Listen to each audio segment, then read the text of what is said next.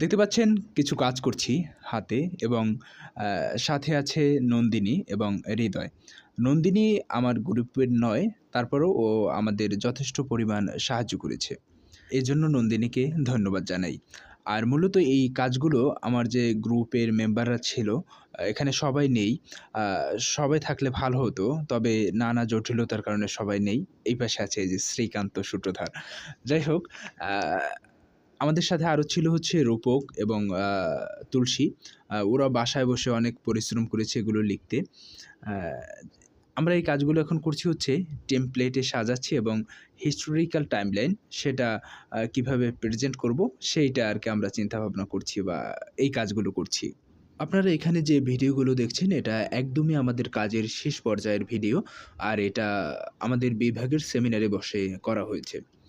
আমাদের কাজটি প্রদর্শিত হওয়ার পরে কামাল উদ্দিন কবির স্যারকে আমন্ত্রণ জানালাম এবং স্যার এসে দেখলেন এবং বেশ কিছু পরামর্শ আমাদেরকে দিলেন। তখন মার্জিন থাকা উচিত, মানে একদম দাগ দিয়ে ফ্রেম না করলেও চারপাশেই যেন একটু জায়গা থাকে। দেখো সবগুলো একদম কানায় কানায় হয়ে গেছে। আমরা পরীক্ষার খাতায় মার্জিন কেন দিই, মানে জিনিসটা পড়তে যেন সুবিধা হয়। এটার ক্ষেত্রেও তাই, এই যে একেবারেই এখান থেকে শুরু হয়েছে এইটুকুর মতো আদর। আসলে ঠিক আছে, নিশ্চয়ই সামনে আরো ভালো হবে। জি স্যার, ধন্যবাদ স্যার।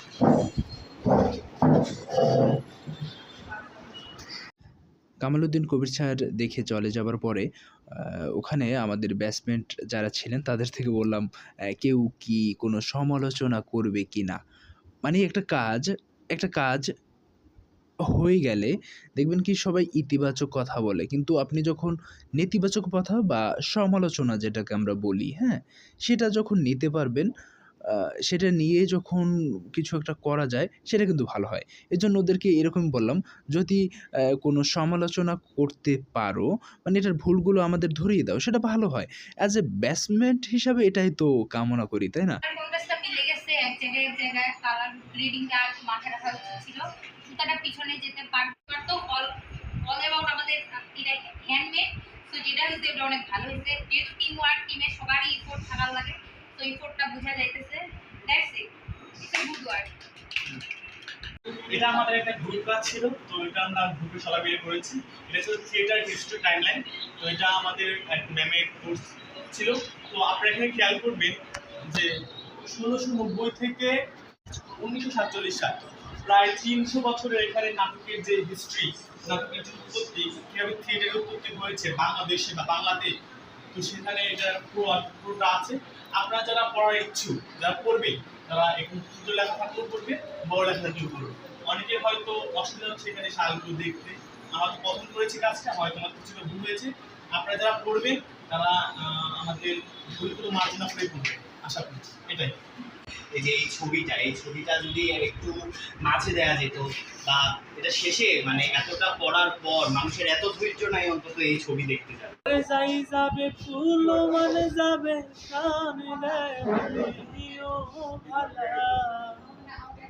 আমি সাধ করে পড়েছি বলে কলঙ্কের মালা, আমি সাধ করে পড়েছি বলে কলঙ্কের মালা। সেও পাগল করেও পাগল, পাগলামি তার খেলা। সেও পাগল করে পাগল, পাগলামি তার খেলা। ওরে তার কারণে দুই নয়নে বহে নদীনালা, ওরে তার কারণে দুই নয়নে বহে নদীর নালা। আমি সাধ করে পড়েছি বলে শ্যামকলঙ্কের মালা, আমি সাধ করে পড়েছি বলে শ্যামকলঙ্কের মালা। বাউলা বলে সোনা গো সরলা।